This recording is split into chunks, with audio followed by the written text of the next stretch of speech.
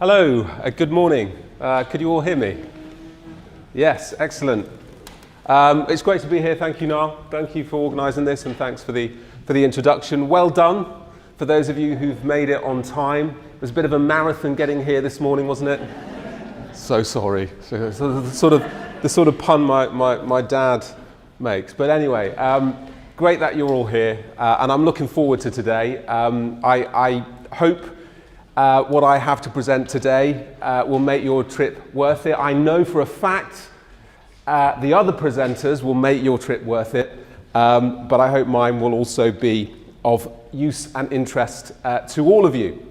Now, before I get on with my presentation, I'd just like to say just a few words about me and who I am and my background and so on and so forth. So, my name's James Davies. My doctorate was in medical and social anthropology, focusing on mental health.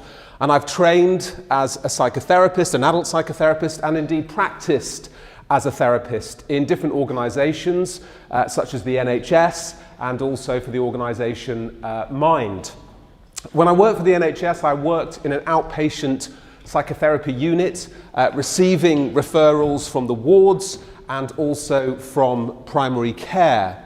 And it was while working in that setting that I started to become quite concerned with some of the more traditional forms of psychiatric intervention and practice that I was witness to. For example, when it came to psychiatric diagnoses, I often found that these diagnoses created the illusion of understanding among me and my peers. I also felt that these diagnoses were generating stigma in the people I was working with, and also leading them to become confused about the real nature of their distress. When it came to the psychiatric medications, while it is true, and I certainly subscribe to this notion, that for some people, the most severely distressed members of our society, these medications can be experienced as very useful, certainly when taken in the short term, and I accept that principle. For me, working in the NHS, it felt that there was a huge amount of unnecessary over-prescribing. And in addition to that, a lot of prescribing that was going on for far too long. Prescribing that ultimately, in my view, was doing more harm than good. So as a consequence of these experiences, which I culminated over a series of years, I started to read voraciously the critical psychiatry literature to find out a little bit more about what potentially could be going wrong. And after a few years of consulting this literature, I decided personally to make my own contribution to this particular canon. And I decided to do that by way of not writing an academic article for clinicians and for fellow academics, but rather for writing the kind of book I felt the people I was seeing in the room might benefit from reading. So I wanted to write a book for the general reader in order to reach the people who were on the receiving end of psychiatric drugs and diagnoses. Because in my view, it felt that many such people were subjecting themselves to psychiatric interventions without having the satisfactory information in order to make an informed decision as to whether or not to subject themselves to this form of intervention. And that's why I decided to write the book I did, to provide them with that information I felt they needed in order to make an informed choice as to whether to subject themselves to these interventions or not. So that book, that project culminated in a book called Cracked: Why Psychiatry is Doing More Harm Than Good. And I published that a few years ago.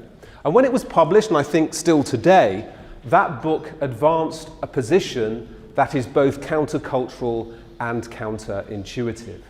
The position goes like this: that psychiatry over the last 30 years, under the dominance of the biomedical model, has started to become bad for our mental health. Now, there are a number of reasons why I argue this to be the case. I'm just going to focus on two quickly before focusing on one in particular in the first part of my lecture today. The first reason is that psychiatric drugs do not do what they say they do on the tin. they're more ineffectual and dangerous than many of us have been led to suppose. The second point is that the links between the pharmaceutical industry and psychiatry have become far too cozy in recent decades, and this has biased psychiatry towards privileging psychopharmaceutical treatments in the management of emotional distress. And indeed, that is the argument I'm going to focus on in particular in the second part of today's lecture. The final point I want to make, and this is the one I'm going to focus on in the first part of today's lecture, is that psychiatry has wrongly medicalized more and more people in contemporary society. So apparently, 1 in 4 of us now suffers from a mental health disorder in any given year. And I'm going to argue that this figure is so startlingly high because psychiatry has simply renamed more and more of our natural and normal, albeit painful human experiences as indicating psychiatric disorders that oftentimes require some kind of psychiatric drug. So in effect, by reclassifying painful normality as psychiatric abnormality, we have created the illusion of a psychiatric epidemic. Now, I'm not suggesting here that the suffering itself is illusory. No, that is absolutely real. It demands attention and it demands care. What I'm contesting is the notion that this suffering is psychiatric in nature. Okay. So, what is at the heart of this illusion?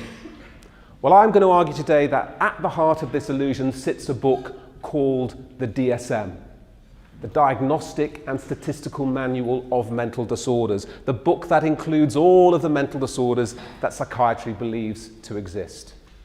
Now, there are many interesting things about this book, but one in particular that stands out for me is that this book has expanded at a faster rate than almost any other medical manual in history. So, for example, in the early 1960s, this book included around 100 disorders, whereas today it includes around 370. So what is going on? Well, that's the question I set out to answer in part of the book I was writing, but I encountered an immediate problem, and it was this. There was very little documentary evidence chartering the processes that the committees who wrote DSM followed when they put that manual together. So I quickly realized, if I were to write some kind of reconstruction of events, then I would have to go and speak to the people who wrote DSM. And that's what I did. I started with someone called Dr. Robert Spitzer, who's now generally regarded to be the most influential psychiatrist of the 20th century because he was chairperson of DSM-3, published in 1980. He headed a team of around 9 people, which was called the task force, remember that phrase, the task force, who wrote and put that manual together.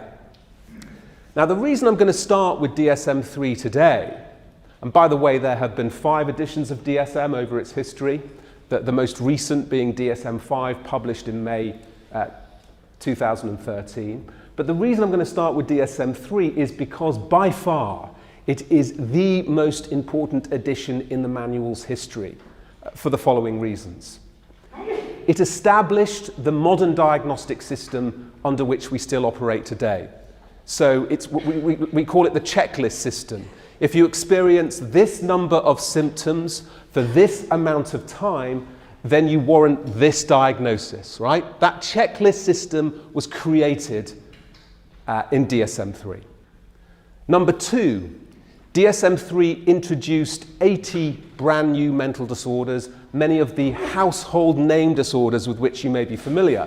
Disorders like attention deficit disorder, or post-traumatic stress disorder, or major depression, etc., and so forth. And finally, DSM-3 significantly lowered the bar for what constitutes having one of these disorders. In other words, it made it far easier to get diagnosed with a psychiatric disorder. So for these reasons, I'm going to focus on DSM-3 first before moving on to DSM-4.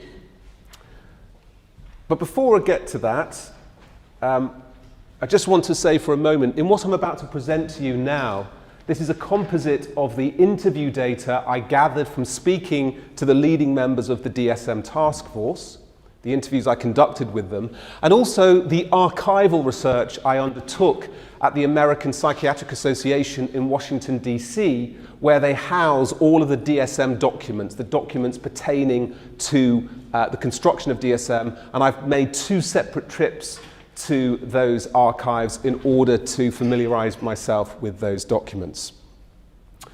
But let me just, before I get to that data, first set the scene. So I'll just tell you a brief story. A few years ago, I'm in my office at the University of Roehampton, and it really strikes me, I really need to speak to this guy called Dr. Robert Spitzer. So I think, well, look, let me go online, let me find his telephone number. So I search online, and I find this number, and I think, well, I'll give it a call. So I give him a call from my office in London, and this lady answers the phone, and I just kind of assume, rightly or wrongly, I assume that it's his secretary. So I say, oh, hello, my name's Dr. James Davies, so I'm calling from London. I'd love to be able to book an appointment to speak to Professor Robert Spitzer at some point. Would that be possible? And then she responds by saying, hold on. Robert? And he goes, what do you want? And I'm like, what? This is not what I expected. And she goes, someone on the phone! And by the way, I'm not going to do any more American accents for the rest of the day. And suddenly, this, hello? Oh, okay, that's just that one, that's it. And it's Robert Spitzer. And I say, oh, hi, I'm James Davies, I'd like to interview you. And so he says, well, what do you want to know? Let's have a conversation now. So I said, well, can I record this? Yeah, fine. So I get my computer and and we have a conversation for an hour, off the cuff. At the end of that conversation, I say to him, listen, Robert, this has been absolutely fascinating. Do you mind if we carry on this conversation? I'll come to the US. Why don't I come to the US and meet you, and we'll carry on this conversation? And he said, fine. Just let me know when, and we'll arrange it. So I go to my head of department, I say, listen, I've got to speak to this guy. Could you fund the trip? And they say, fine, we'll fund the trip. So I head off to the United States 6 months later. So 6 months later, I get on a train from New York City, take the train out through New Jersey to Princeton University. And Robert Spitzer's now lives in one of those lovely New England homes just northeast of the university. So I get a cab, and I head out there, and the cab pulls up outside, and it's this beautiful old home, and it's clear they've chosen a lovely place to live. I walk up to the front door, I knock on the door, and Robert Spitzer opens the door. And he's standing there, and he's got this loose sports top on, he's wearing shorts, and he's wearing sandals, and he says, James, coming in. And one of the first things he says is, James, do you want to stay for lunch? And now, I just had one of those mountainous American breakfasts, you know. I thought, oh, no. So I said, yes, that would be nice. And he said, to my great relief, look, before we have lunch, why don't we sit down so I can tell you what you want to know? So I go into his living room, we sit down, I set up my computer, I press record, and off we go. Now, one of the first questions I had for Robert Spitzer was this: what was the rationale for this huge expansion of the DSM that happened under your watch? Remember, 80 brand new mental disorders went into that manual. What was the rationale for that? And this is how he responded. The disorders we included weren't really new to the field. They were mainly diagnoses that clinicians used in practice, but which weren't recognized by the DSM. So by including them in the DSM, we gave them professional recognition. So presumably these disorders had been discovered in a biological sense. That's why they were included, right? No, not at all. There are only a handful of mental disorders in the DSM known to have a clear biological cause. These are known as the organic disorders. These are few and far between. So let me get this clear.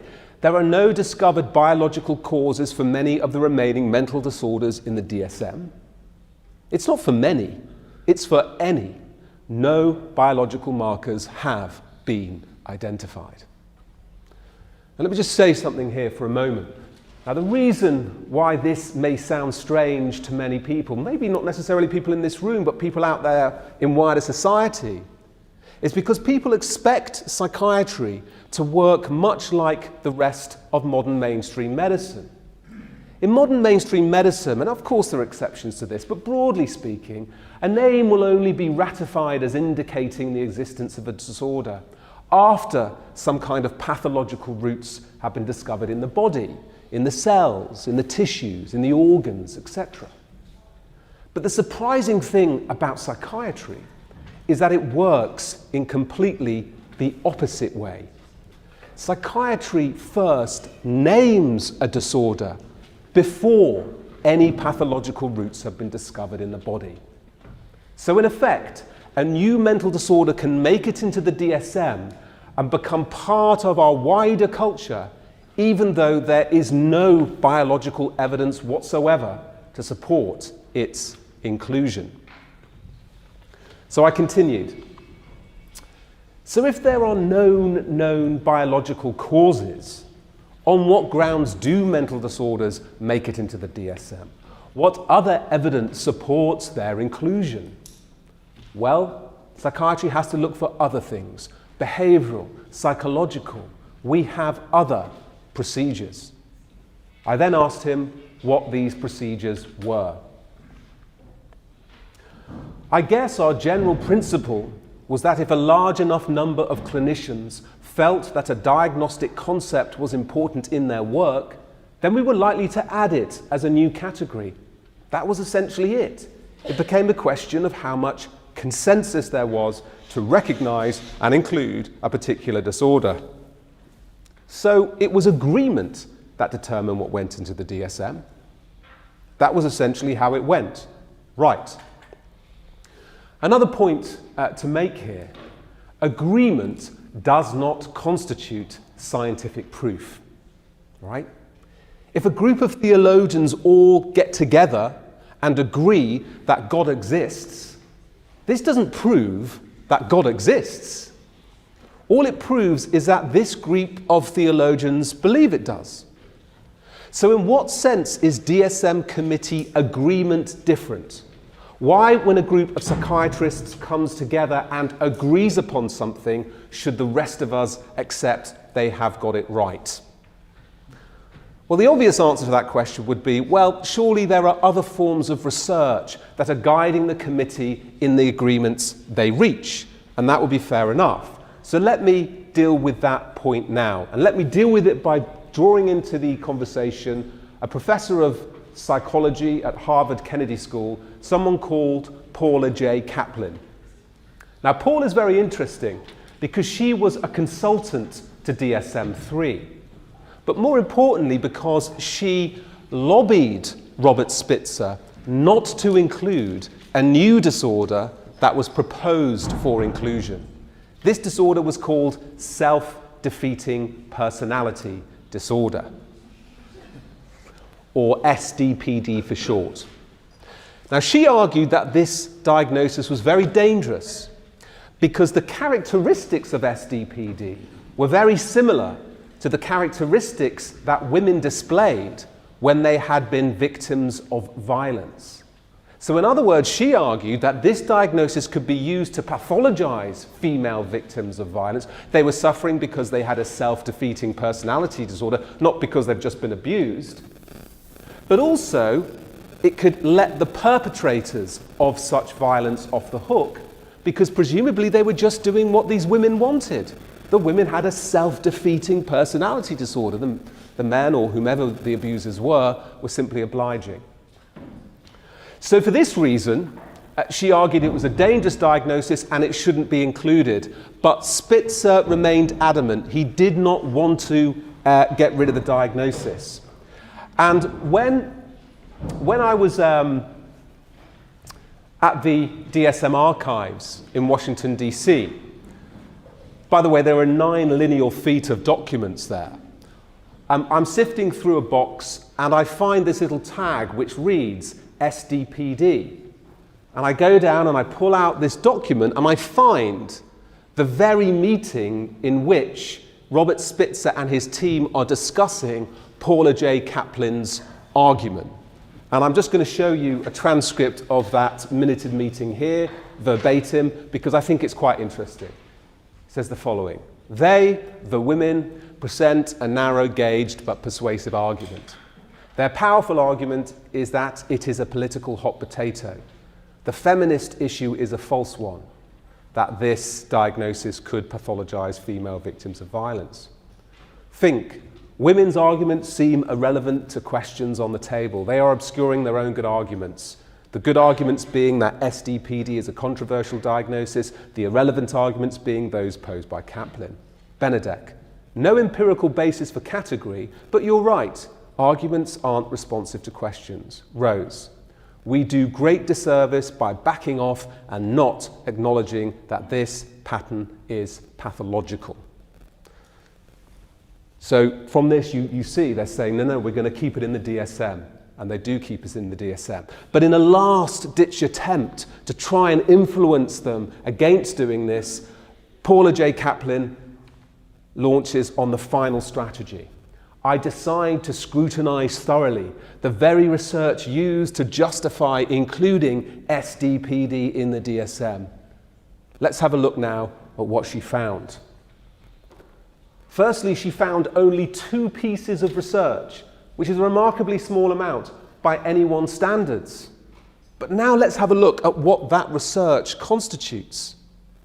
In the first piece of research, which was conducted by Robert Spitzer, a group of psychiatrists at only one university who all accepted that SDPD existed were shown some old clinical case studies. Kaplan pointed out that just because some psychiatrists at one hospital all diagnosed their patients with SDPD was not proof that the disorder actually exists. All it proves, as Kaplan said, is that a group of psychiatrists working at the same institution gave the same label, rightly or wrongly, to a given set of behaviors. It proves nothing more than that. But if you think that first piece of research is weak, then just consider the second piece.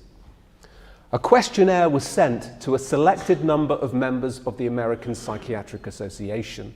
This asked them whether the diagnosis SDPD should be included in the DSM. An official report later conducted by the psychologists Cutchins and Kirch showed that only 11% voted yes, which is surely not a representative sample of the psychiatric community. So that is the research basis for including SDPD in the DSM. Now you could say to me, look James, fair enough, but look, surely this is an outlier. You're cherry picking the most extreme example in order to rubbish the whole process. That's what you're doing. The research basis for the others disorders was far more robust. Now if you were to make that argument, that would be a fair argument to make. So let me deal with it now. And I'm going to deal with it by inviting into the discussion somebody called Dr. Theodore Millen. And by the way, Dr. Theodore Millen was a member of the original task force, so he was privy to everything that went on. In the following quote, this is what he says about the research not only supporting the inclusion of SDPD, but all of the other disorders that went into DSM. This is what he says. There was very little systematic research, and much of the research that existed was really a hodgepodge, scattered, inconsistent, and ambiguous. I think the majority of us recognize that the amount of good, solid science upon which we were making our decisions was pretty modest. So let me now go back to sitting in Robert Spitzer's front room back in Princeton. I decide to read to Robert this quote to see what he made of it. And after a short and a slightly uncomfortable silence, Robert Spitzer responded in a way I simply had not expected. He said the following, Well, it is certainly true that for many of the disorders that were added, there wasn't a tremendous amount of research. And certainly there wasn't research on the particular way we define these disorders. In the case of Millen's quote, I think he's mainly referring to the personality disorders. But again, it is certainly true that the amount of research validating data on most psychiatric disorders is very limited indeed. So you're saying that there was little research not only supporting your inclusion of new disorders, but also supporting how these disorders should be defined? There are very few disorders whose definition was a result of specific research data.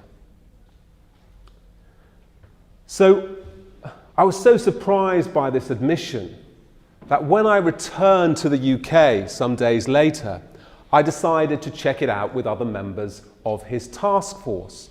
So on a sort of rainy English morning, I decided to call at his office in New York City someone called Professor Donald Klein.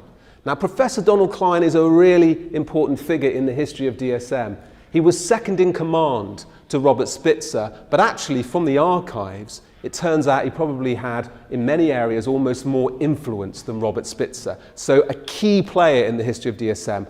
I called him and I read to him what Spitzer had said to me to see what he made of it. And this is how he responded.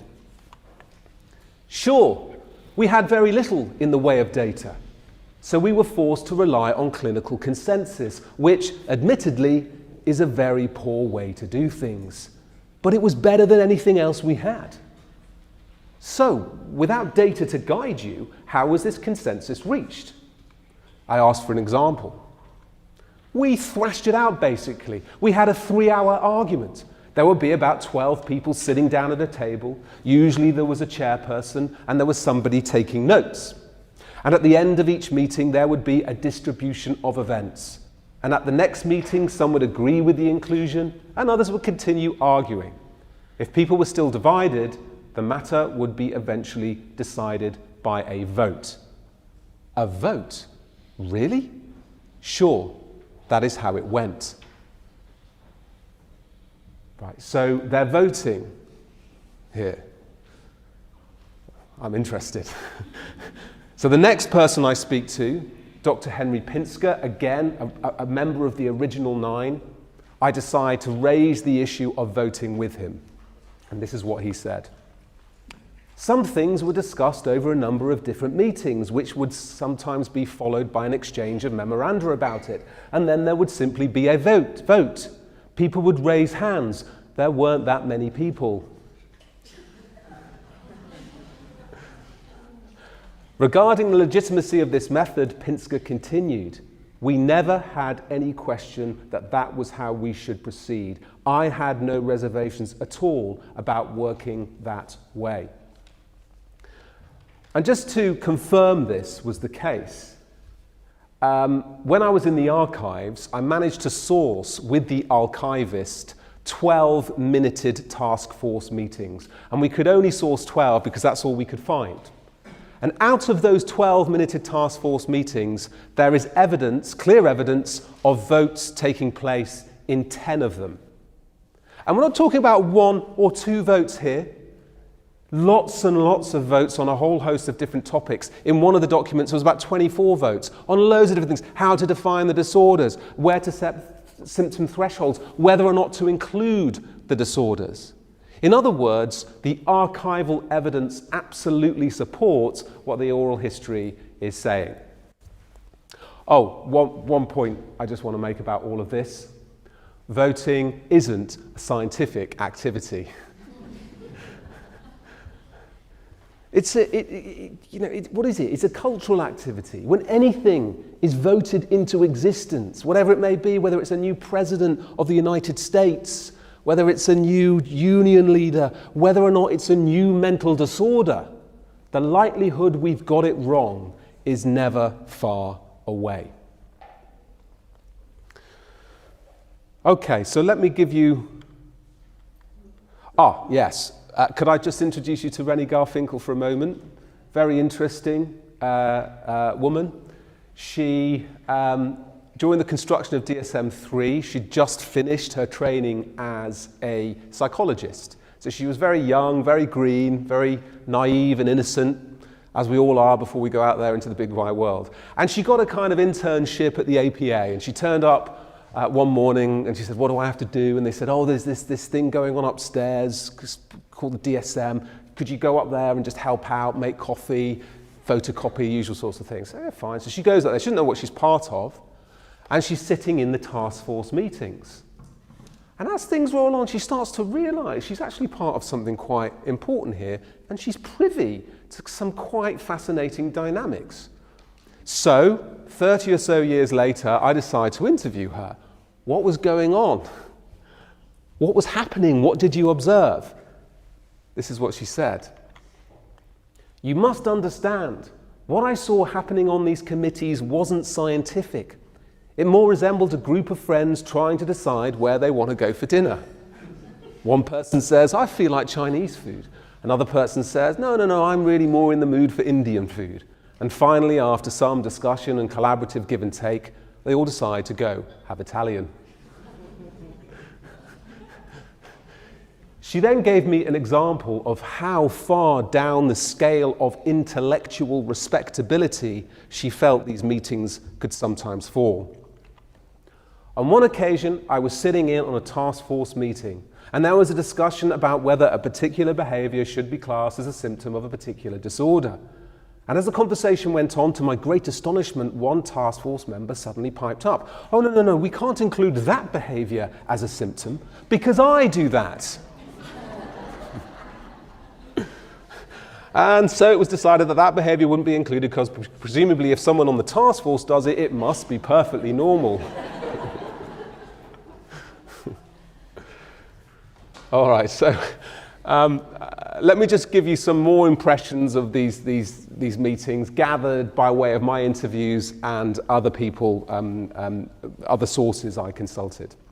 According to other members of the task force, these meetings were often haphazard affairs. Suddenly these things would happen and there didn't seem to be much basis for it except someone just decided all of a sudden to run with it, said one participant. It seemed, another member admitted, that the loudest voices usually won out.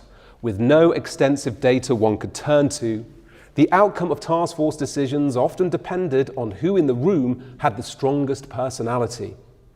But the problem with relying on consensus, reiterated Garfinkel, is that in the discussion, some voices will just get quieter, either because they don't want to fight or because they see they're in the minority, and snap, that's when the decision is made.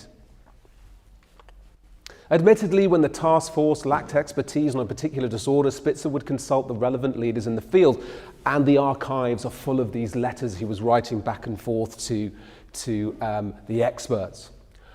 But this also led to chaotic meetings that members often found difficult to participate in. One of the only British members of the task force, a psychiatrist called David Schaffer, recalled how such meetings often unfolded. In these meetings of the so-called experts or advisors, people would be standing and sitting and moving around. People would talk on top of each other, but Robert Spitzer, would be too busy typing notes to chair the meeting in an orderly way. Now, in 2005, a very interesting article was published in the New Yorker magazine, and the title of that article was A Dictionary of Disorder, and it was a biographical study of Robert Spitzer's influence on global psychiatry. And midway through that article, there's a section on the construction of DSM-3, which I just want to read to you very briefly. Roger Peel and Paul Lasada, psychiatrists at St. Elizabeth's Hospital in Washington, D.C., wrote a paper in which they used the term hysterical psychoses to describe the behavior of two kinds of patients they had observed. Spitzer read the paper and asked Peel and Lasada if he could come to Washington to meet them. During a 40-minute conversation, the three decided that hysterical psychoses should really be divided into two disorders: brief reactive psychosis and factitious disorder. Then Bob asked for a typewriter, Peel says. To Peel's surprise, Spitzer drafted the definitions on the spot. He banged out criteria sets for factitious disorder and for brief reactive psychosis, and it struck me that this was a productive fellow. He comes in to talk about an issue and walks away with diagnostic criteria for 2 different mental disorders. And by the way, both of those disorders went into the DSM with only very minor modification from the original criteria written up there and then in that room. Let me just read you 2 paragraphs before we move on. As Spitzer's DSM-3 was published in 1980, it became a sensation overnight. The almost 500-page long manual sold out immediately. The manual was purchased not only by psychiatrists, but by nurses, social workers, lawyers, psychologists, psychotherapists, etc. And the enthusiasm quickly spread far beyond the United States. In Britain, for example, the manual had such impact that by the end of the 1980s, most British psychiatrists were being trained to use DSM. Furthermore, Spitzer's DSM categories quickly became those that guided all research into psychiatric disorders internationally. This meant that the disorders that were studied by researchers in Germany, Australia, Canada, Britain, Scandinavia, and so on and so forth, were those defined and listed in Spitzer's DSM. In short, the book ultimately changed the fundamental nature of research and practice within the field, not to mention the lives of tens or countless millions diagnosed with the psychiatric disorders listed therein. And yet, as the influence of the manual spread, the truth about its construction remained obscure. Most professionals using the manual simply did not know, and I would say still do not know today, the extent to which biological evidence or solid research failed to guide the choices the task force made. They did not know that the definitions of the disorders contrived, the validity of the disorders included, and the symptom thresholds people must meet in order to receive the diagnosis were not decided on the basis of rigorous research, but were the product of committee decisions which, at best, reflected the well-meaning professional opinions of a small subset of psychiatrists. In short, most people did not know that the fundamental changes Spitzer brought to global psychiatry only required the consensus of an extremely small group of people. 9 people. And indeed, as Robert Spitzer openly confirmed to me in our interview, and actually I think this is my favourite quote of all. He said the following: "Our team was certainly not typical of the psychiatric community, and that was one of the major arguments against DSM-3. It allowed a small group with a particular viewpoint to take over psychiatry and change it in a fundamental way." What did you make of that criticism? What did I make of that charge? Well, it was absolutely true. It was a revolution. That's what it was. We took over because we had the power. Quite a striking confession. I actually got that quote the day after I was leaving, and I was at the hotel and I was having breakfast the day after I interviewed, and I was really frustrated with myself because there were 2 or 3 questions I just didn't get in to the interview. So I thought, you know what, just call him. This guy usually answers the phone, so just call him. So I called him back and I said, "I'm so sorry, Robert, a couple of things I just want to ask which I forgot." And he said, go ahead, what are they?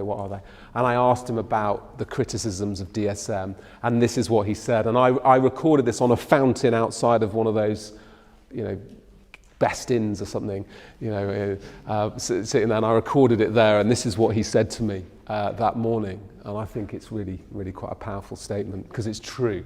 It's absolutely true. So much, another point I just want you to make here, so much of what goes on in mental health is to do with who has the power.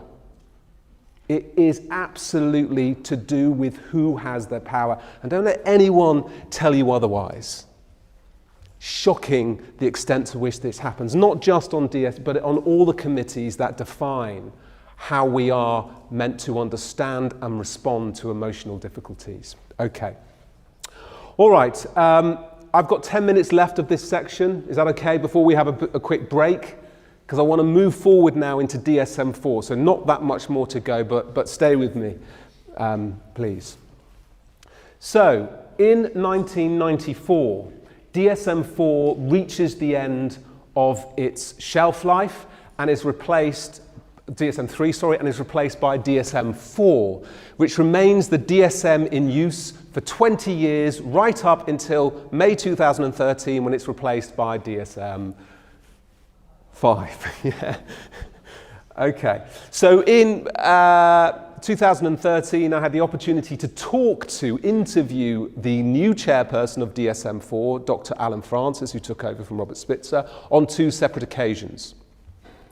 And so one of the first questions I had to him was, with the benefit of hindsight, was there anything you did when constructing DSM-4 that you now regret? And this is what he had to say. Well, the first thing I have to say about that is that DSM-4 was a remarkably unambitious and modest effort to stabilize psychiatric diagnosis, not to create new problems. This meant keeping the introduction of new disorders to an absolute minimum. What did he mean by that?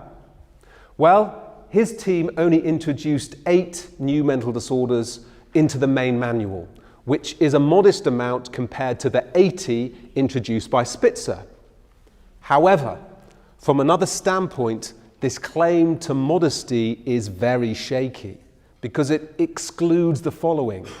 His team actually created 30 new mental disorders, but put them in the appendix, and subdivided many existing conditions, in effect creating new ones.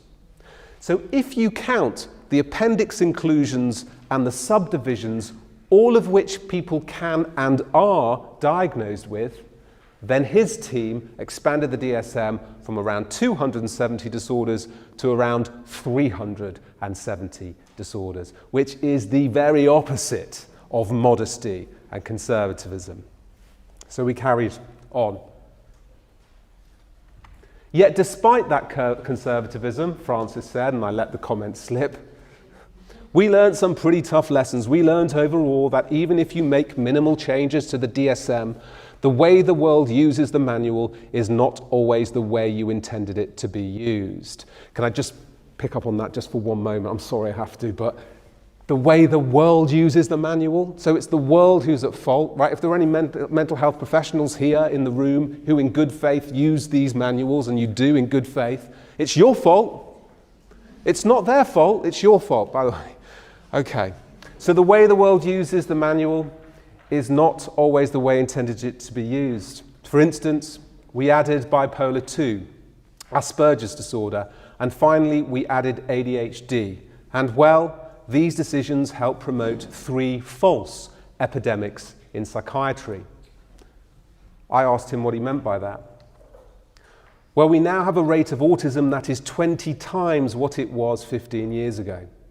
By adding bipolar 2, a milder version of bipolar, we also doubled the ratio of bipolar versus unipolar depression, resulting in lots more use of antipsychotic and mood stabilizer drugs. Rates of ADHD also tripled, partly because new drug treatments were released that were aggressively marketed. So every decision you make has a trade-off, and you can't assume the way you write the DSM will be the way it will be used. There he goes again. So the way the DSM is being used has led to the medicalization of a number of people who really don't warrant their diagnoses.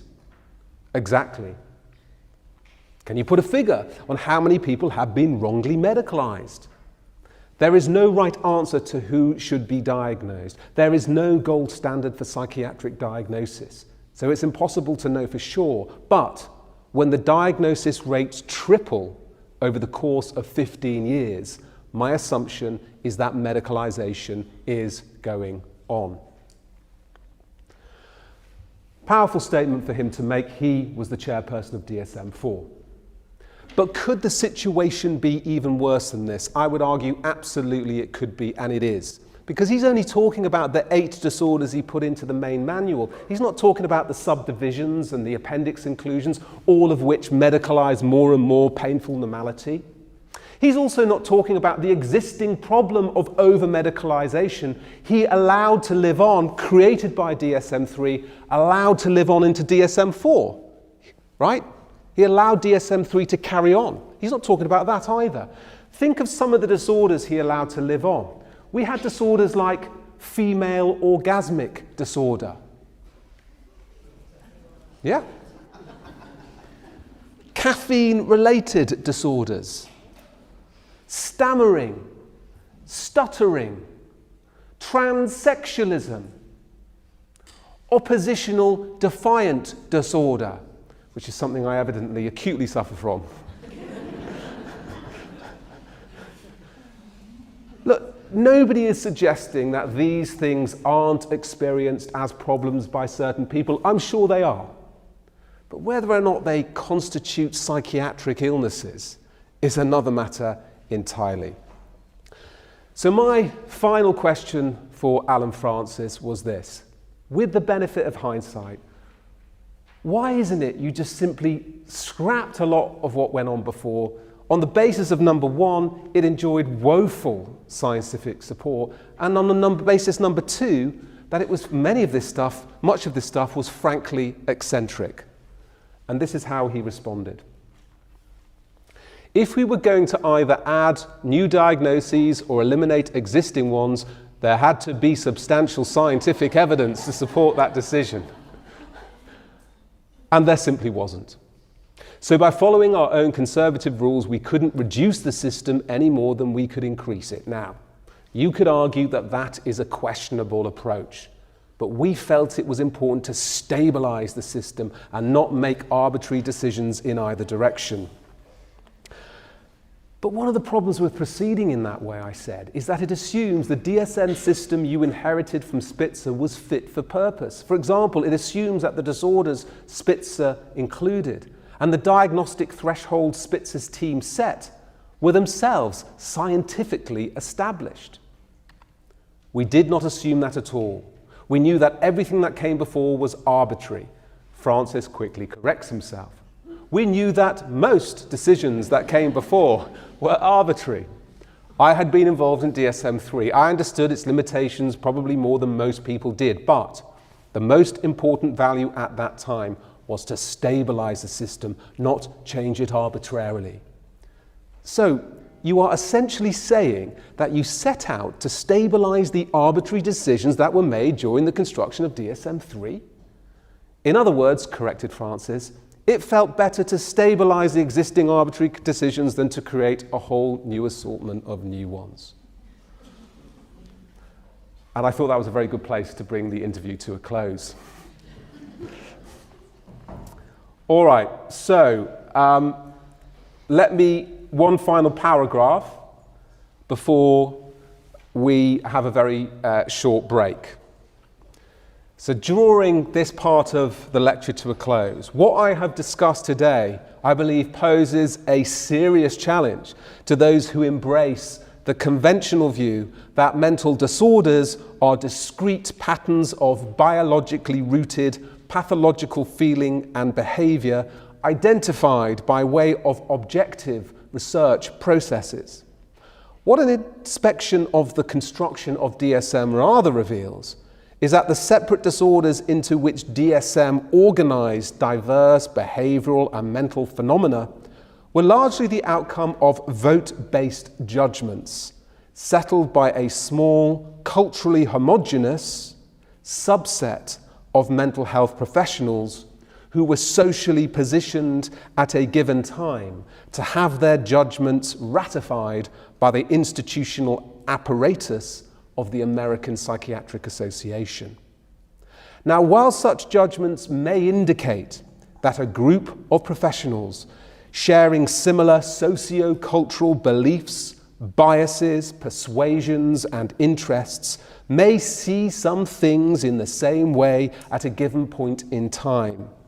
They do not confirm that what they see is either objectively true, universal, or indeed stable in any verifiable sense. We're going to move on to a slightly different territory now in the second part. So in the first part, we looked at the construction of DSM, and the argument was essentially that we've expanded the definition of mental disorder to encompass more and more domains of human experience. Now, one of the consequences of that, of course, is that we've created a larger and larger market for psychopharmaceutical medications, right? Because the more people out there in society who are disordered, the more people out there who are going to need treatments. Now, this has happened in an era when there has been a dearth of social alternative provision.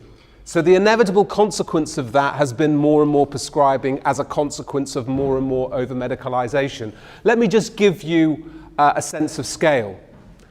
Last year in the NHS, 500,000 people were given psychological therapy as an intervention.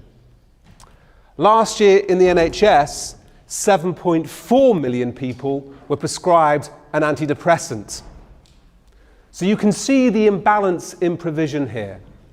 This is made all the more concerning given that the research shows that when people go to see their GP because they're suffering from emotional problems or acute emotional distress, the vast majority of those people actually want some kind of psychological or social intervention, not an antidepressant. But what they invariably get is an antidepressant because provision for the alternatives are at an all-time, well, they're actually better than it was, but it's still, comparatively speaking, very low. And this can partly explain why, and I want this statistic to stay with you. Over 20% of the adult population in England was prescribed a psychiatric drug last year alone. Over 20% of the adult population of England was prescribed a psychiatric drug. 16% were prescribed antidepressants, the rest antipsychotics, stimulants, anxiolytics, etc., and so forth. And this figure has doubled in the last 15 years. In addition to that, not only are we prescribing double the amount of drugs we did to 15 years ago, but the average duration of time a person spends, for example, on an antidepressant has also doubled. 10 years ago, it was about a year. Today, it is around 2 years. In fact, half of all antidepressant users in England have been taking antidepressants for at least 2 years. So not only is prescribing going up, but we're staying on the drugs for longer and longer. And this is particularly concerning given the following facts: that long-term use is not associated with good stuff. Okay?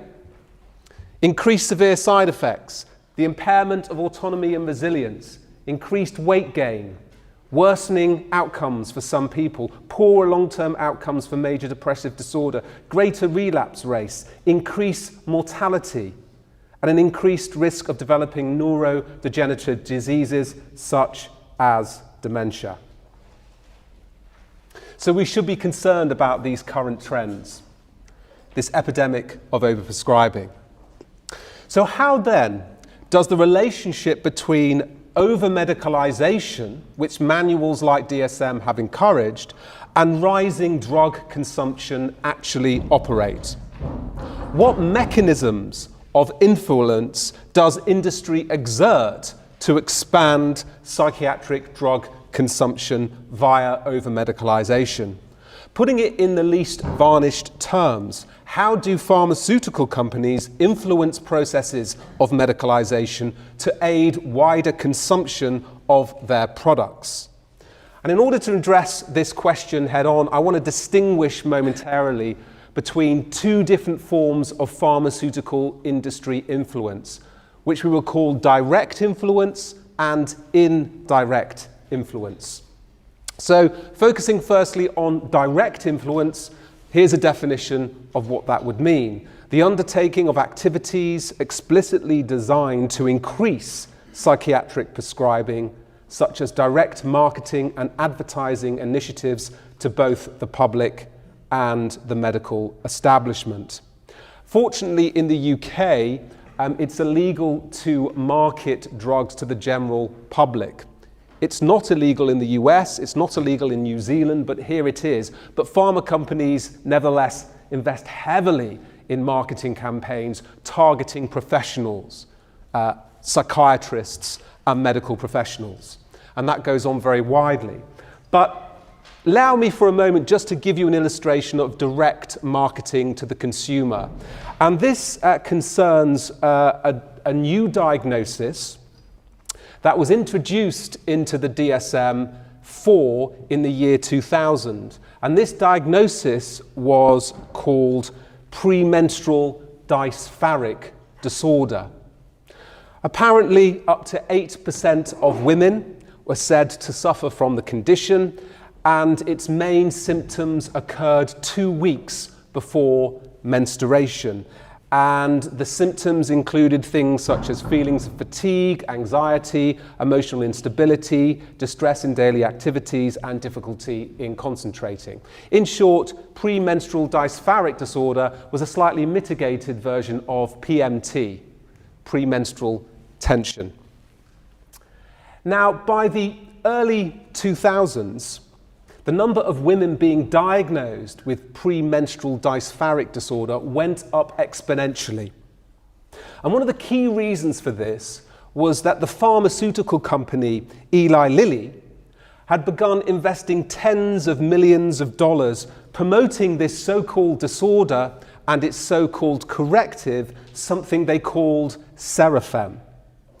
And what I want to show you now is one of the commercials with which Eli Lilly was flooding the airwaves during this time. There are about 4 commercials in total. This was one of them. This was perhaps the most popular one. Let me just play it to you. Think about the week before your period. Do you feel irritability, tension, tiredness? Think it's PMS. Think again. It could be PMDD, premenstrual dysphoric disorder. There's intense mood and physical symptoms the week before your period. Sound familiar? Call to get free information about PMDD and a treatment your doctor has to relieve its symptoms. Won't put up with this another month. It's back. The week before your period. Mood swings, bloating, irritability. Think it's PMS. If you take my keys! Maybe it's PMDD. Those intense mood and physical symptoms right before your period. Sound familiar? To find out how your doctor can help, call or visit pmdd.com today. Why feel like this another month?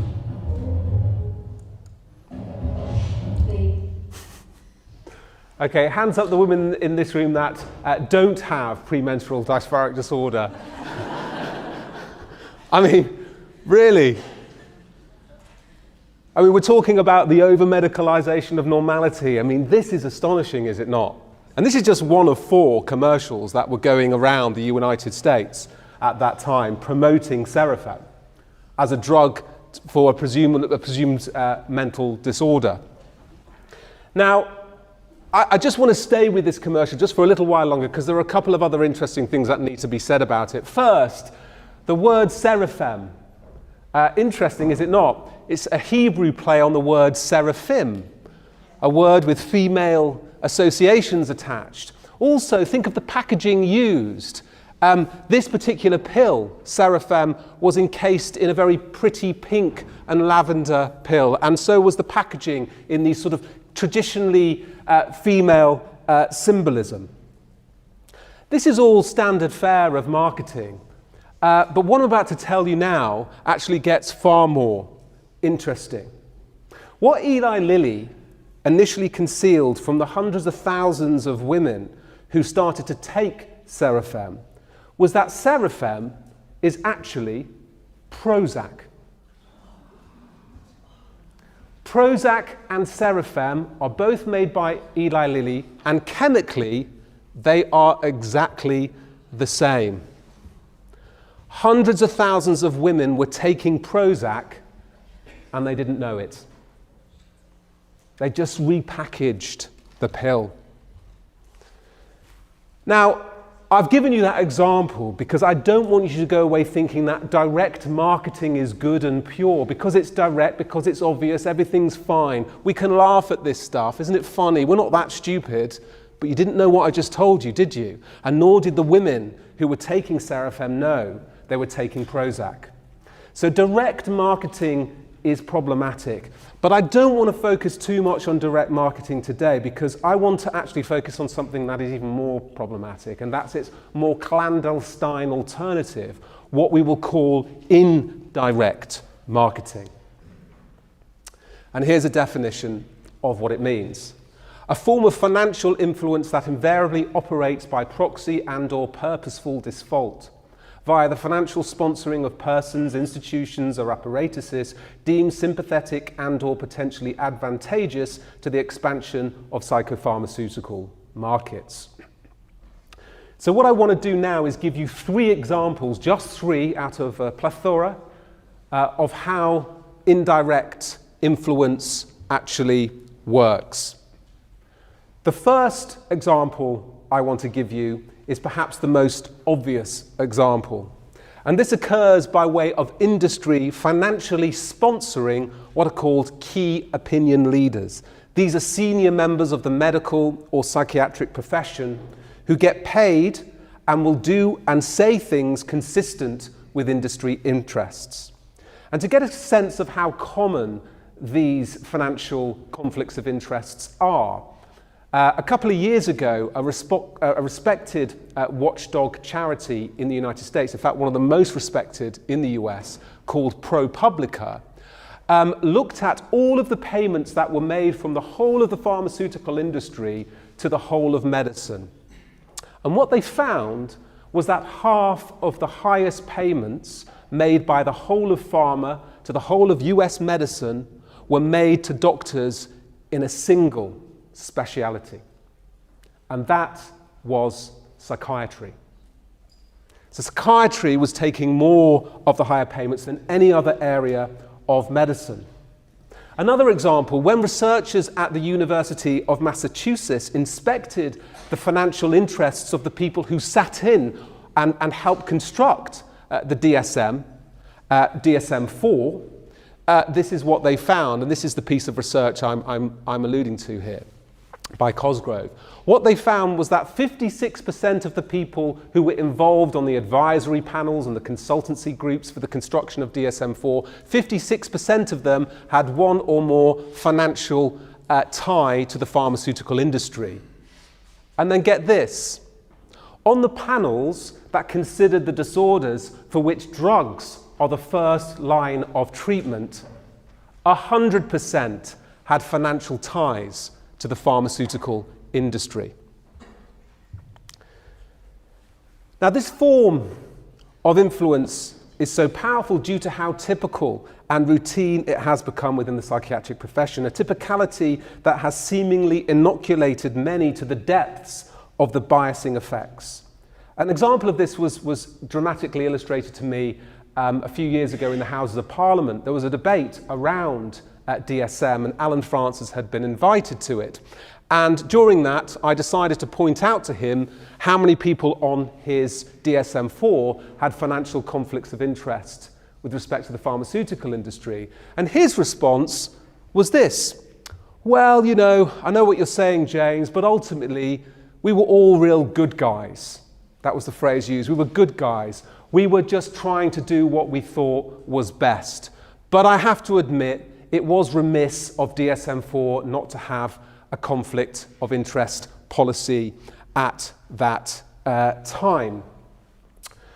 Well, following DSM-4, DSM-5 did have a conflict of interest policy, and the reason for that was post-DSM-4, medicine became more and more concerned about financial ties to industry, and there was a lot more pressure for them to be transparent, and there was certainly a lot of pressure on DSM-5 to be more transparent regarding its ties. So it was more transparent. So let's have a look at what we can find. Of the 29 members of the DSM-5 task force, the people who wrote and put the manual together, 21, it turns out, had financial ties to the pharmaceutical industry, including the chair of the DSM task force, David Cuffer, and the vice chair, Darrell Reiger.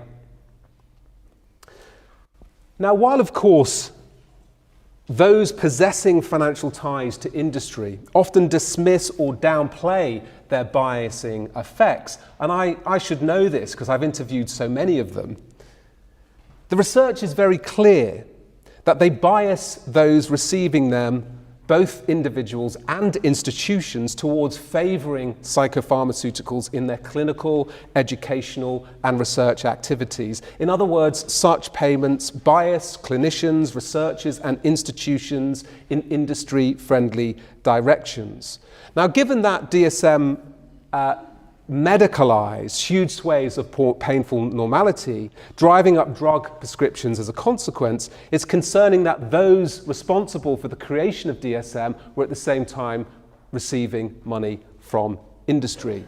They're going to be less concerned about one of the major consequences of over-medicalisation than somebody like me, who wouldn't ever take money from industry. So that's the first and most obvious example of how indirect influence works. But let me now give you another example by bringing things slightly closer to home.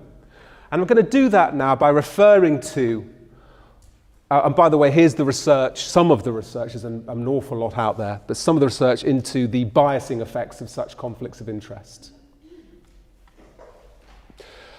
I want to now refer you to these two documents used in the NHS. Now, these are two of the most powerful documents in mental health. And the reason for that is because these two documents have been used for the last 15 years throughout primary care to help doctors determine whether or not the people sitting in front of them have either anxiety or depression. Depression is PHQ-9, anxiety is GAD-7. So you give these to your patient, they tick some boxes, and depending on the score they get determines the intervention you offer. Now, one of the very interesting things about these documents, and one of the most powerful arguments against them, is that they set the bar very low for what constitutes having a form of depression or anxiety for which a drug should be prescribed. And by the way, 90% of people who fill in these questionnaires get prescribed medications as a consequence. Now, what the tens of millions of people who have filled in these questionnaires in the NHS and have got prescribed drugs as a consequence almost certainly did not know was that these documents were developed by, their distribution throughout the NHS was paid for by, and their copyright was owned by Pfizer Pharmaceuticals, which incidentally makes two of the most prescribed anti-anxiety and antidepressant drugs in the NHS. So here you have a company setting the bar very low for what constitutes needing a drug, while at the same time as manufacturing and profiting from those drugs. And this has been going on within the NHS for 15 years. In fact, if you go onto Google, if any of you are online now, and you type in sort of depression, NHS, etc., 9 times out of 10, you're going to find the PHQ-9 coming up first, and that's the document you have to fill in to assess whether or not you have depression, and if so, how severely. Okay. So another example of how industry indirectly is promoting over-medicalisation and, as a consequence, over-prescribing. Can I give you the third and final example now? This concerns a personal anecdote. So, 12 months after DSM-5 was published in May 2013, actually it wasn't 12 months, it was 6 months, excuse me. 6 months after, I was in New York City, and I was in one of those Airbnb apartments. I was up on the upper end of near Columbia University in one of these apartments one evening, and I'm checking my emails, and I decided to go online and actually look up, what's going on in the publishing market, what books are selling well in the United States at the moment. So I go to Amazon, and I open the page, and I stop. And I look, and I can't believe what I'm seeing. At that point, 6 months after DSM-5 was published, the highest selling book in the whole of the United States was DSM-5. Now, just to give you a sense of scale, Harry Potter, yeah, very popular. I have 2 little kids and they're really into it at the moment. This was the time when Harry Potter was really big. Harry Potter was at number 7. 50 Shades of Grey, some of you may know that one. Number 9, again, very popular. DSM-5 was number 1. But in addition to that, guess how much a paperback version of DSM-5 cost, the cheapest version? $88 a copy. So who was buying this book? Right? Who's buying it?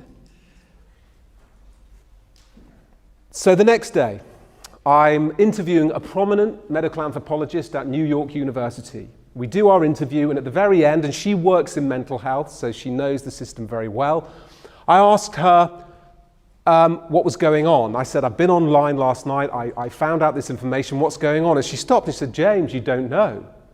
And I said, well, no, tell me what I don't know.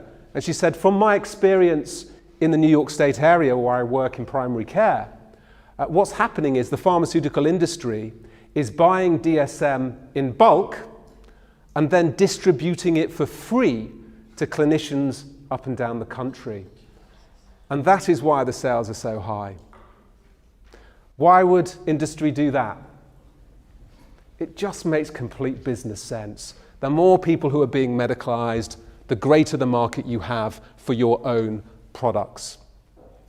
Now, I tried to verify this. So I contacted Amazon. They would not declare who was buying the books. They're not legally obliged to do so.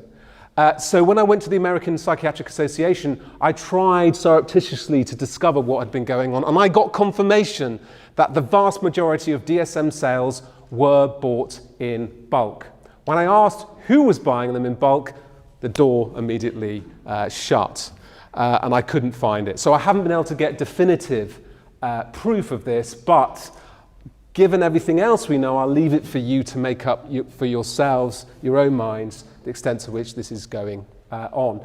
And indeed, it is absolutely consistent with what industry has been doing in relation to psychiatry over the last 20 years or so. And I just want to read very quickly this paragraph to summarize a lot of points and the research relating to the points being made. The pharmaceutical industry has been a major financial sponsor of UK and US academic psychiatry, significantly influencing psychiatric research, training and practice. This influence has been exerted through many heads of psychiatry departments receiving departmental income from drug companies, while at the same time as receiving personal income through nearly all clinical trials into psychiatric drugs, antidepressants, neuroleptics, tranquilizers being pharmaceutically financed or commissioned, through most academic drug researchers receiving research funding, consultants fees, speakers fees, or other on area from industry, and through leading psychiatric organizations such as the American Psychiatric Association, the publisher of DSM, receiving most of its operational costs from industry. E.g., with such support, the APA's annual revenues rose from 10.5 million in 1980 to 50.2 million by 2000.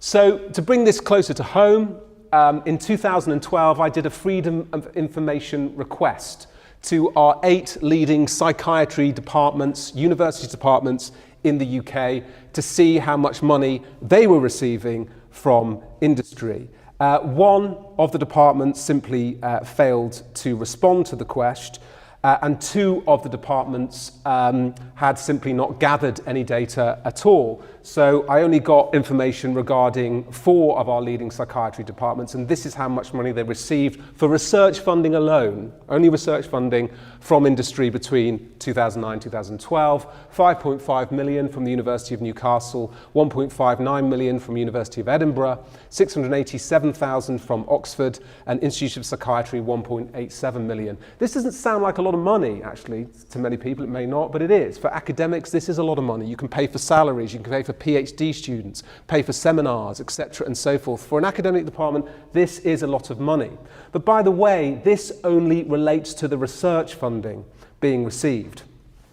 Private industry income received by faculty isn't gathered by the university, so money for consultancy work, speakers' fees, and other honoraria, as British universities are simply not obliged to gather this information. This is what Liverpool University stated. Psychiatrists are not required to report individual payments to the university, so we don't hold any information which could be provided in response to this part of the request. But even if universities commit to gathering this information, I identified irregular reporting. One prominent psychiatry department stated their faculty had received no payments at all, despite a clear obligation to do so if they had received such payments, and despite 3 of its senior psychiatrists having reported receiving payments. So I went on to their published research. It was clear they had reported their payments. They hadn't reported those to their university, even though they were obliged to do so.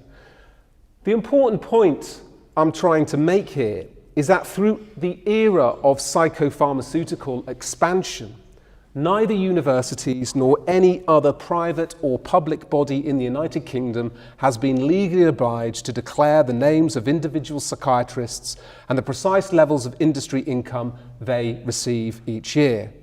And this is concerning given such payments have demonstrable biasing effects on both clinical research and practice. They foster professional industrial dependencies and allegiances, and in the case of speakers' fees and consultancy fees and other honoraria, these payments are seen by pharmaceutical companies as investments from which a measurable return is expected.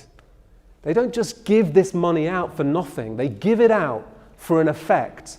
And if an individual doctor isn't delivering, then the money will be taken away and it will be given to a doctor who is. And there's lots of documentary evidence supporting this. These are investments from which a return is expected, and yet doctors do not have to report their financial conflicts of interest to any agency or any authority in the UK. It's absolutely, in my view, unacceptable.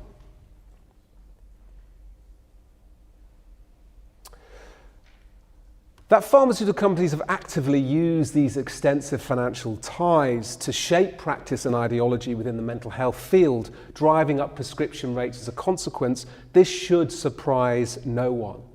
But the extent to which such companies have promoted increased prescribing by corrupt means is still not fully appreciated. So I'd like to focus very briefly on this issue now by drawing upon a case study. And by the way, I've just got about 10 minutes left before we can finally have our Q&A. But I just want to focus on a case study because I think it's quite illustrative of some of the problems we encounter in this area. In May 2000, Dr. Charles Schultz, a psychiatrist at the very height of his powers, walks up to a podium at the annual meeting of the American Psychiatric Association and announces a breakthrough in antipsychotic drug research. The breakthrough amounts to the development of a new drug that has, quote, dramatic benefits over its competitors. Its name is Seroquel, and because of its superiority, quote, patients must receive these medications first. 2 months before this commanding announcement was made at the APA and to the national media, the pharmaceutical company that manufactures Seroquel, AstraZeneca, was in disarray.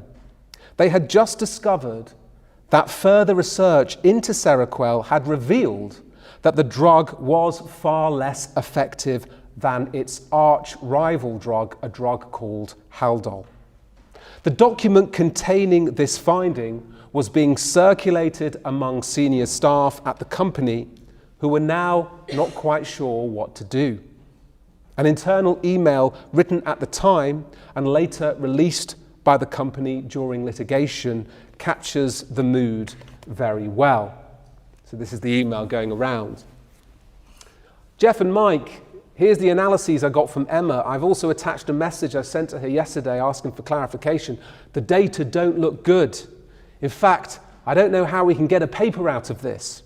My guess is that we all, including Schultz, saw the good stuff and then thought further analyses would be supportive and that the paper was in order. But what seems to be the case is that we were highlighting only the good stuff and that our own analysis now supports the view out there that we are less effective than Haldol and our competitors. Once you've had a chance to digest this, let's get together or teleconference and discuss where to go from here. We need to do this quickly because Schultz needs to get a draft ready for the APA and he needs any additional analyses we can give him well before then. So this is the company thinking, what we're going to do. And look at the relationship between Schultz, the psychiatrist who's going to present it as an independent academic at an APA academic conference. Look at the relationship between him and the company here. So in this email, the publications manager at AstraZeneca casts about for a solution. He knows the research into Seroquel doesn't look good. Yet he also realizes that Schultz has to present a paper on Seroquel at the American Psychiatric Association's meeting in 2 months' time. If Schultz reports the negative data, the drug is presumably doomed. A way out is needed and fast. So what does the company do? How in just 2 months does it move from privately despairing over the failings of Seroquel to making a public declaration about its exceptional advantages? Does the company rapidly undertake a new study that finally secures Seroquel's superiority? Does it reanalyze the old data only to discover that its previous negative interpretation was wrong? The company does neither. There is no time. And even if there were time, the existing data is definitive. The drug is weaker than its competitors in many areas. That, it seems, is plain for all to see. At this point, you'd probably expect the company to cut its losses and with regret to publish the whole truth. But the company does not take that route. Presumably there's too much money at stake.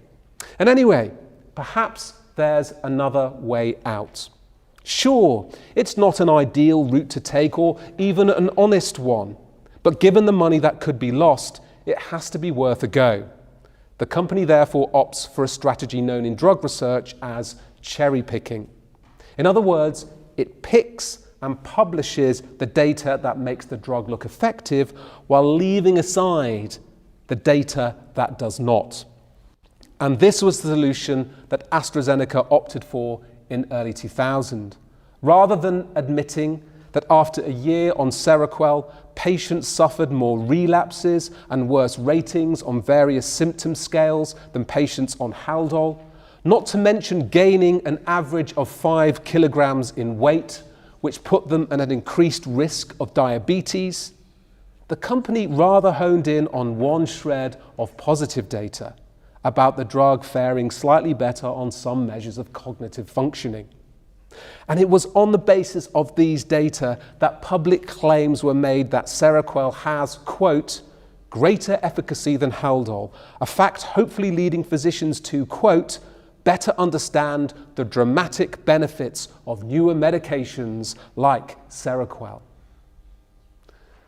The company had favored the practice of cherry picking for some time. Indeed, in the following email, again internal, again released during litigation, we hear how cherry picking had been used in a previously buried trial called Trial 15. Again, going among the senior echelons of the company. Please allow me to join into the fray. There has been a precedent set regarding cherry picking of data. This would be the recent Veligan presentations of cognitive functioning data from Trial 15, one of the buried trials. Thus far, I'm not aware of any repercussions regarding interest in the unreported data. That does not mean that we should continue to advocate this practice. There is growing pressure from outside the industry to provide all data resulting from clinical trials conducted by the industry. Thus far, we have buried trials 15, 31, 56, and now considering Costa. The largest issue is how do we face the outside world when they begin to criticize us for suppressing data? One could say that our competitors indulge in this practice. However, until now, I believe we have been looked upon by the outside world favorably with regard to ethical behavior. We must decide if we wish to continue to enjoy this distinction. Obviously, AstraZeneca decides not to plunge for the ethical option. Rather, it continues to risk its reputation and the health of patients by cherry-picking the positive data and burying the negative data to sell the advantages of Seroquel over Haldol. This finally backfired in 2010 when so many people taking Seroquel were suffering from such awful side effects that about 18,000 of them were officially claiming that the company had lied about the risks of the drug. These claims were finally vindicated in 2010 when AstraZeneca paid out $125 million to settle a class action out of court for defrauding the public.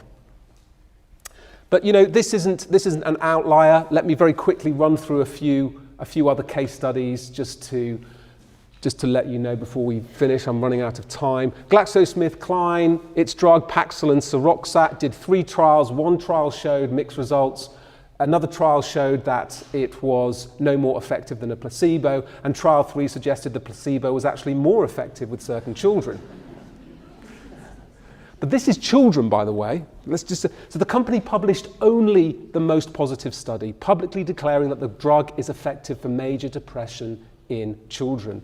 Company officials actively suppressed negative results from one study because, as they said, it would be commercially unacceptable to include a statement that the efficacy had not been demonstrated, as this would undermine the profile of paroxetine.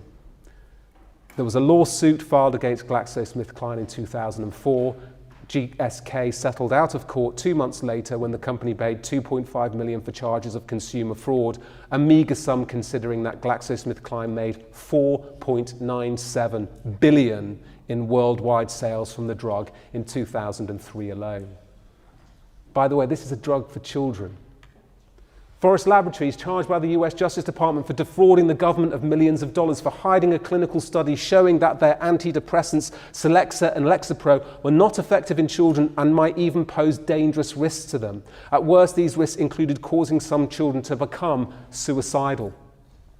Prosecutors said that by failing to disclose the negative results, which they buried, Forest had kept crucial information hidden from physicians and from the wider public, preventing them from having all the information they require to make right treatment decisions for young children. Pfizer, reboxetine, marketed as Adronax by the drug giant, our friend Pfizer again, is no more effective at countering major depression than a placebo sugar pill. Pfizer withheld negative trials from publication on 74% of the patients the article surveyed were actually left unpublished. Authors concluded in the BMJ that if the excluded data had been included, the evidence would have showed that the risks of taking the drug far exceeded the benefits. Yet reboxetine has been approved for marketing in many European countries since 1997 and is still being taken by thousands of patients in the UK today. Finally, New England Journal of Medicine 2008, this article reviewed 70 of the major clinical trials into antidepressant, and it asked how many of these trials had been published. The answer, 38 showed positive results for antidepressants, slightly better outcomes compared to placebos. And nearly every one of these positive studies had been published by the companies that undertook them. 36 studies actually showed negative results. Out of these, a full 22 had been buried, that is, never published. 11 had been published in a way to convey a positive outcome, and only 3 have been published accurately. Conclusion, a total of 33 negative studies had either been buried or manipulated to convey a positive outcome. So to bring things to a conclusion, one final paragraph. Of course, where psychopharmaceuticals genuinely help people, they may have some currency. However, research has also shown that the safety and efficacy of psychiatric drugs in particular has been exaggerated by both industry and those professionals whom industry funds, and that growing consumption of such drugs has been less driven by their clinical success than by good marketing concealing bad science, the manipulation and burying of negative clinical trials data, lax medicines regulation, and I've said nothing about that today, but that's a whole other story, the poor provision for non-drug alternatives, strong financial allegiances between industry and psychiatry, and the aggressive medicalization of everyday human distress. In short, the argument that psychopharmaceutical promotion has placed sufferers' needs before those of its shareholders is very, very difficult to substantiate. And I will leave the presentation there, and I'm happy to take any questions you may have. Thank you.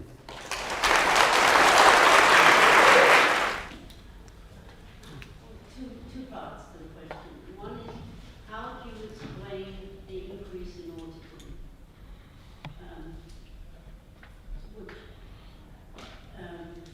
And the drugs that are being used for it. How do you explain that? Yeah, okay, well, we'll just, autism is an interesting category because the research basis for the neurobiology of autism is probably stronger than for any other area.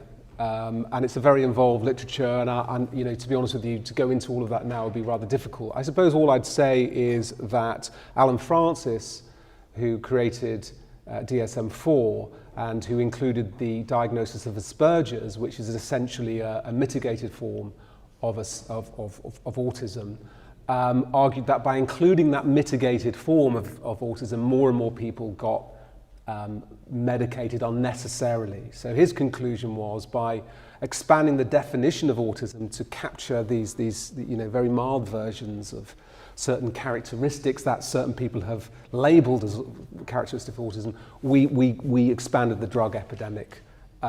So that would be his argument, and I think he's probably right in that respect. By the way, autism no longer exists. It was abolished by DSM-5. So people who have autism don't really have it anymore, apparently. So that was interesting. Do you remember also homosexuality, right? That was a psychiatric disorder until 1974, and then post 1974, it ceased to be one. And everyone know that if you're homosexual today, then you're okay now. You're not suffering from a psychiatric condition. But that I think is quite illustrative, the cultural processes behind decisions as to whether or not to keep things in or out. Yeah. Okay.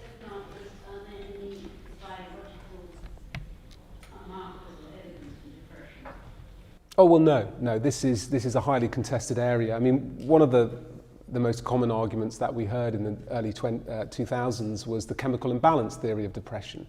It wasn't championed as a theory. It was championed as a clinical truth, a fact, a biological fact. The fact of the matter is, it's been disproven. And no credible neurobiologist would subscribe to the notion that depression is caused by a deficiency in serotonin. It's just gone. The Royal College of Psychiatrists last year publicly disavowed the theory after much lobbying. So we've moved on from that. There's not to say there's a biological element in depression. Of course there is. There's a biological accompaniment to any state of mind. The question is whether or not there's a dysfunction that can be traced as the cause of something called depression. And thus far, there is no evidence for that.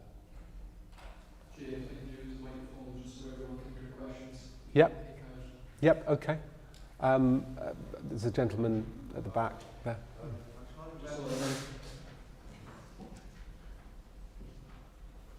I'm just trying to reconcile how Seroquel is not effective, but also antipsychotics don't do what they say on the tin. So is that as a tranquilizer or sedative or stimulant, whatever it is, it's not as strong, or the side effects are just less? Do you see what I'm getting at? Yeah. I mean, I suppose what I meant by that phrase is that there was an argument made that psychiatric drugs cure or remedy biological malfunctions of varying sorts. So the medical model was recruited to explain the drug action of psychopharmaceuticals. And it turns out that that particular model is incorrect. And Joanna Moncrief, a psychiatrist at UCL, has proposed an alternative, which is called the drug-centered model. Psychiatric medications alter people's states of mind. Absolutely true. No one's going to dispute that, which may or may not be experienced by those individuals in question as positive. Some people experience them as positive, and we have to honour that and respect that, but a lot of people don't experience them that way. A lot of people experience them as harmful. And we need to pay more attention to that group of the patient population. So it was really to contest the traditional understanding of drug action as something correcting an imbalance. That is not the case. I think we should follow Joanna Moncrief personally in her particular perspective on this topic. So Seroquel just had not as good outcomes for the people who took it, like they just didn't like it as much. Well, in this case, it was side effects. It was the adverse drug effects that people were experiencing, which they weren't warned they were going to experience because the necessary data had been buried by the company. That was the problem in that case. Yeah. The gentleman here. Yeah. It's a brilliant case you expressed. What would you propose to correct this going forward? Yeah, well, there is. I mean, that's a good question. There are lots of different things that can be done. I mean, going back to the DSM, it is a very good question actually because it's a pragmatist question, and that's what matters in this area. The DSM, there's an element to the DSM I'm quite sympathetic towards. I mean, I think it's fundamentally human to want to categorise experience. You know, we've classified experience since time immemorial. Anthropologists have documented the various ways in which different societies across the globe partition different features of the natural world, different species of bird and animal, etc. Classifying phenomena is a fundamentally human experience, and I think doing that with respect to different species of emotional suffering makes sense.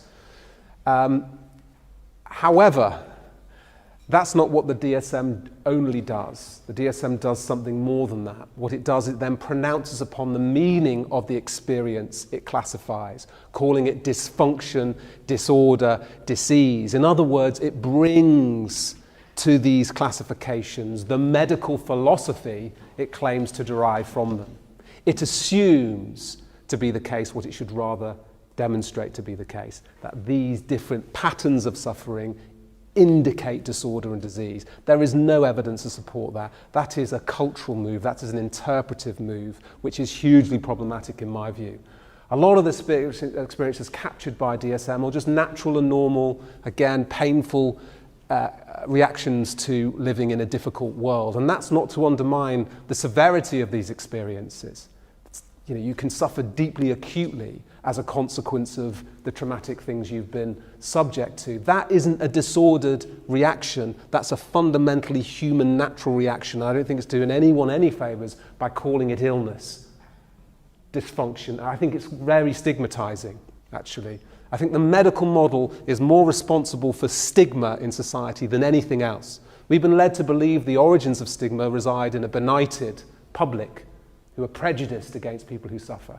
I think that prejudice, if there is any, to the extent it exists, has been exacerbated by the models of distress that have been foisted upon us over the last 30 years.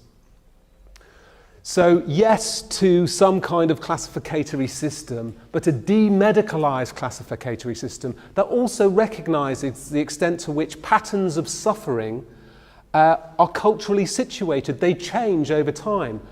An excellent example of this is self-harming behavior. Back in the 1970s, clinically speaking, this was very rarely encountered because self-harming behavior wasn't the kind of style of suffering that people unconsciously selected to communicate their distress. It wasn't around, but from the 1990s onwards, suddenly people start to select this behavior unconsciously as a communicative mechanism. Think of hysteria back in the early 20th century, very similar. It was the epidemic problem. and then it disappears. Think of anorexia nervosa in the early 90s in Japan, in Hong Kong, excuse me. There were very few cases of it. By the end of the 90s, it was at the epidemic levels. It was to do with the ways in which people were being socialized to think about their distress and socialized to communicate it. So a category system that is non-medical, that recognizes cultural specificity and that patterns of suffering change. Something like that, yeah, I'd go for. But I don't think that's going to happen anytime soon. That's just with DSM, and I could talk about Pharma as well, but maybe I've said enough for now. Who shall I go for? Oh, lady. Just a bit of a different question. From all the interviews you did, I'm interested to know your opinion on the reasons why these obviously fairly intelligent colleagues were able to answer your questions like that and not feel or not and carry on with that process regardless of the case you put to them. Yeah, that's a very good question. I was astonished the extent to which they were honest. And I remember calling my wife and saying, you wouldn't believe what Robert Spitz has just said. I was really surprised. And I think what I quickly learned was that there's a huge disjunct between what the people who sat on these committees thought about the process and how this process was represented by the private corporation, the American Psychiatric Association, which incidentally makes a lot of its operational costs, funds a lot of its operational costs from publication of DSM. DSM makes the APA about $6 million a year in publication revenue. And the APA had a vested interest in representing this as a piece of science, whereas the people on the committees were quite clear that it was a hugely problematic endeavour, an important endeavour, as they believed, an endeavour that would improve the state of psychiatric diagnosis, improve its reliability, etc., and so forth, but not to the extent that it was being represented by the APA. So I think what I encountered was what the APA had sort of covered over and led people to believe didn't exist. And could I give you another example of how the APA does this? I wanted to speak to the people who wrote DSM-5. So I contacted the APA and said, could I do so? I want to understand the processes that went on behind the scenes, as I did with DSM-3 and DSM-4. And it turns out that I wasn't allowed to speak to anyone involved in DSM-5 because all of them were asked to sign confidentiality agreements prohibiting them from speaking to anybody, any academic, any journalist, about what went on behind the scenes in the construction of DSM-5. So I said, well, can I just consult the archives then? You know, I mean, I'm a researcher. And they said, oh, we can't do that either. And I said, well, why not? Because they've all been embargoed for 20 years post-publication. So we cannot work out what went on behind the scenes. And so the APA has a vested interest in keeping this hidden. And I think what I discovered was that when you get behind the scenes, things look a little different to how they've been represented. Yeah. Just time for one more question, James. Oh, there's a man, I can't see you clearly, I don't know who it is, but there's an arm at their back, yeah. So the whole thing of medication for antidepressants, and then it gets connected to blood pressure and things. Sorry, I'm sorry, Okay. I couldn't hear. To do with antidepressants and then connected with blood pressure, which often goes together. Then the thing of having high potassium, too high potassium as a result of long-term taking an antidepressant and a blood pressure pill. So, you know, then you get high potassium, which is pretty frightening. But that's what these things do. Yeah, I think the effects of taking the medications long-term, we're finally now beginning to discover, and the situation doesn't look good. Let us remember that these drugs were approved for public use on the basis of clinical trials that only followed people on the medication for around 8 weeks. Yeah, all the clinical trials that demonstrate efficacy were trials between 8 to 12 weeks. Okay. So I don't know if you remember the Cipriani meta-analysis published in 2018. There was lots of coverage saying antidepressants work, and all this sort of stuff. Well, actually, what that analysis showed was that they work almost hardly better than placebos for the most severely distressed members of societies. And actually, you could explain away that difference in terms of the drug effects producing side effects that boost the placebo effect, etc. But also what that headlining didn't report was that the studies surveyed in that meta-analysis were between 8 and 12 weeks long. So they told us nothing about the vast majority of people taking antidepressants in the UK today who aren't taking them for 8 or 12 weeks. You prescribe them for at least 6 months. So we're in a situation where we're engaging in a vast public experiment with more and more people taking these drugs for longer and longer, and we really still don't know the extent to which that this kind of prescribing is harming people. But the evidence we're getting in already is indicating it is problematic, very problematic. So what can the public do about that? It's another... Well, just finally, and I've been told this is the last question, and I should stop, and I'm sorry to those I've been unable to answer. What the publisher do? Well, we need brave journalists, don't we? We need brave journalists covering this kind of thing. We need brave clinicians and academics speaking up about it. We need greater regulation of links between pharma and psychiatry. And we've outlined, in fact, I co-founded an organisation. By the way, we don't make any money from this organisation. It's operating costs we pay for out of our own pocket. So I'm promoting this organisation now because it's an organisation that disseminates information to the public we think they should have. There's no money involved at all. I've lost a lot of money by way of this organisation, by the way. But I'm going to promote it now to you. It's called the Council for Evidence-Based Psychiatry. Council for Evidence-Based Psychiatry. Oh, sorry. Can you hear me? It's called the Council for Evidence-Based Psychiatry. I get to plug it 4 or 5 times now. The Council for Evidence-Based Psychiatry.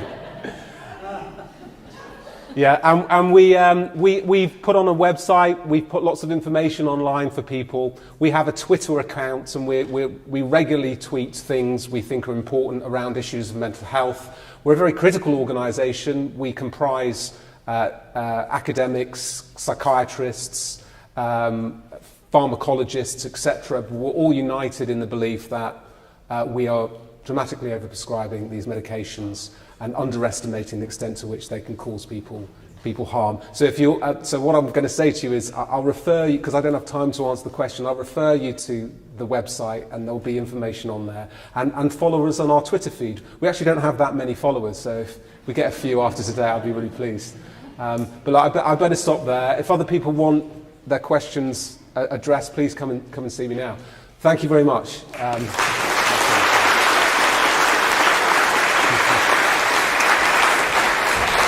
Thank you.